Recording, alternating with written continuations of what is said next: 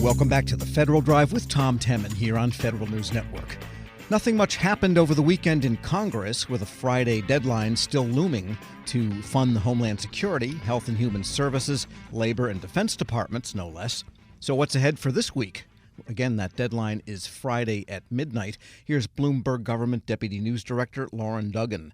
And I guess we were expecting something to happen last Friday or over the weekend. What went wrong, or did they just go skiing or something? Well, they were talking most of the weekend, and the holdup will be a familiar one to your listeners. The border and immigration policy has once again come into the debate and slowed down attempts to reach a deal on an important piece of legislation. Last week, there had been talk about maybe punting questions about the Homeland Security Department, just doing a continuing resolution for that as part of this larger bill that would fund those agencies that you mentioned. But here we are this morning looking for bill text and not seeing it, and that will complicate efforts to keep the government open past Friday night when that all-important midnight deadline hits. Yes, I guess for the Republicans that want to tie the two together, this is their last chance in a sense. They didn't get it. That kind of that version of border control and immigration policy in the first round of deadlines a couple weeks ago. So this is their star they have to hitch to, it sounds like. At least the next one, because there obviously is another government funding deadline coming at September 30th, and there's still this open question about what to do with the Ukraine and Israel aid packages.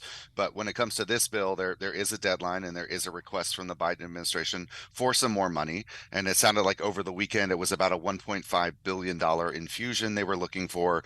Republicans have pushed back on the characterization of their reaction to that. But what we're talking about here is some more money really for the ICE agents and CBP agents that are dealing with this border crisis. And Democrats say if they don't get more money, it's not going to make the situation any better. And they have pointed to concerns, their concerns that Republicans are just trying to slow down action and keep things a little chaotic down at the border. But I think we're going to hear a lot of that rhetoric around this, and we'll be waiting to see what the final bill actually does whenever we see it. Right, and the Defense Department is still hanging in the balance here, and there's no chance they would separate Health and Human Services and Defense. Right, and that was sort of this idea that maybe we have the bills through September 30th for the other 5 of the spending measures, and then maybe do a stopgap for DHS. But that idea that was floated last week doesn't seem to have taken hold. But you're right, Defense Department is the largest single appropriations bill.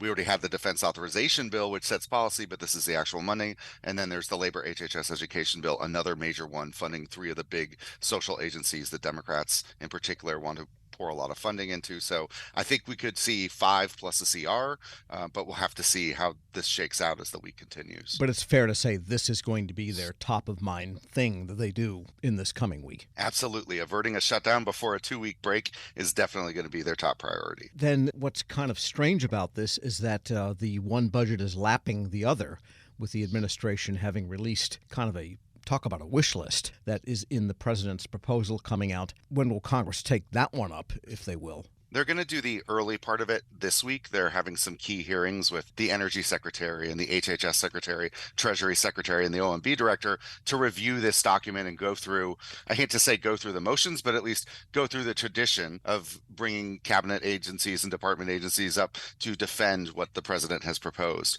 I think we are unlikely to see any fast action on this, especially with the 2-week break coming up, but appropriators do have to kind of pivot pretty soon here to start writing the bills and get them through their subcommittees and committees, because they do want to have some sort of progress made before they leave in September for the election. I think we're definitely heading towards a continuing resolution at some point and maybe dealing with these questions later in the year, but you want to lay down your markers at some point to kind of guide that process. Yeah, so with a detailed administration budget proposal out, what they're saying to the American public anyway, and to all of the federal employees that watch this stuff carefully to see if their agencies will be funded, they cannot possibly get 12 appropriations bills hammered out in 6 months, is what they're saying. Pretty much. I mean, we're sitting here at March 18th and still dealing with the bills that should have been signed by September 30th if the process was followed to the regular order, and clearly it hasn't been. So the one thing we have going for us this year is we do have a top line number in effect for fiscal 2025.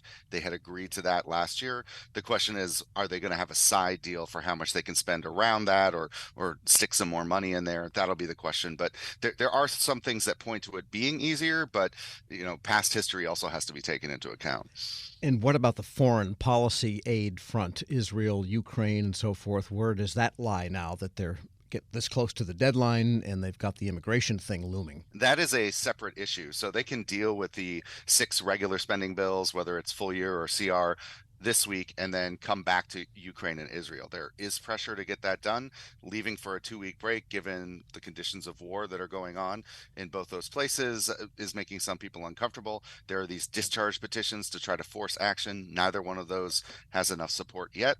So we'll see if there's any movement on the part of the speaker, who on Friday sounded like maybe he was open to a vote at some point. I don't know if we'll see that before the spring break, but that will be, I think, the next issue down for lawmakers certainly is dealing with that. And it's hard to tell which is worse, climate-wise or weather-wise, winter or summer. And the House is looking at energy and energy policy this week. That's right. They came out of their GOP policy retreat at the Greenbrier with this energy agenda, and it's about stopping Biden from imposing a fracking ban, repealing some of the programs that Democrats put in place last year around emissions, also saying a carbon tax would be a bad idea. So it's kind of this package of GOP anti-Biden energy policies that they're going to advance over the course of the week while they wait to vote on that spending bill and get that done. But it's certainly, when you're heading to spring break and travel is on people's mind, it's one of those things they're trying to ring the bell on before they hit for the hills. In the Senate, there are some nominees going on, too. Yeah, they're continuing to process, in particular right now, judicial nominees, trying to get those through, continue to, tally up the numbers of Biden nominees that get through. And then committees will also be looking at some nominees, including for the Federal Energy Regulatory Commission. There's a trio of nominees going for their hearing this week. So behind the scenes, that nominations sausage making continues to happen as people are brought before committees and then sent to the floor. Yes, because, this is the time when pretty soon some of the first-term appointees, whether there's a second term or not, nobody knows. This is when there could be a lot of turnover at that level. So we could see some vacancies at the top because of the nomination process and then the confirmation process. There could be a year of agencies having no confirmed head. That's right. And we have the Labor Department, which has had an acting secretary for a long time, Julie Su, who was nominated to be the secretary but hasn't advanced. And then Marcia Fudge, who's at HUD, said last week that she would be stepping down. So you're beginning to see that churn start of people who've been here 3 years and change and are maybe ready to move on before the election. And by the way, I've lost count, but there are still a couple of recent resignations. What is the balance, Democrats and Republicans right now in the House look like? It's 219 to 212, I want to say. It'll be 218 Republicans at the end of the week because Ken Buck, a Colorado Republican who had already retired, he's stepping away. But now we're seeing special elections happen that will fill some of those gaps. But it's this up and down that we'll be continuing to watch, because when you get very narrow, any 2 people or 3 people can band together with Democrats and stop what Republicans want to do. So that margin is very important. Loren Duggan is Deputy News Director at Bloomberg Government. Thanks so much. Thank you. And we'll post this interview at federalnewsnetwork.com/Federal Drive. Hear the Federal Drive on demand. Subscribe wherever you get your podcasts. 57 past the hour. This is the Federal Drive with Tom Temin. For the latest updates, stay with federalnewsnetwork.com or follow us on Facebook and LinkedIn. Up next, the top national headlines from CBS News and the Federal Newscast. I'm Tom Temin.